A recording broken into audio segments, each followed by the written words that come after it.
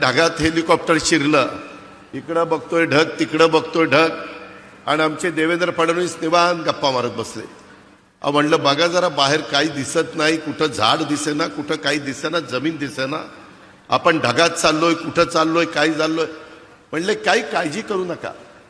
माझे आत्तापर्यंत 6 ॲक्सिडेंट झालेले आहेत, आणि मी ज्यावेळेस हेलिकॉप्टरमध्ये विमानात असतो त्यावेळेस ॲक्सिडेंट झाला तरी मला काही होत नाही, त्याच्यावर तुम्हालाही काही होणार नाही. अरे बाबा म्हणलं आता हे काय सांगतोय. एक तर पोटात गोळा आलाय, आज आषाढी एकादशी, सारखं पांडुरंगा पांडुरंगा पांडुरंगा नाव घेत होतं मनात, आणि ह्या महाराजांचं आम्हाला उपदेश चाललेले होते, काही काळजी करू नका. आणि खरोखरीच येईपर्यंत इतके निवांत होते. ते म्हणले मला ह्याचा अनुभव आहे, माझे अनेक ॲक्सिडेंट झालेले आहेत, परंतु माझ्या कुठं नखाला देखील धक्का लागला नाही. अशा पद्धतीनं बापदादाच्या पुण्याईमुळं इथपर्यंत महाराज पोचलेले आहेत. त्यांची पुण्याई निश्चितपणे उपयोगी पडलेली आहे.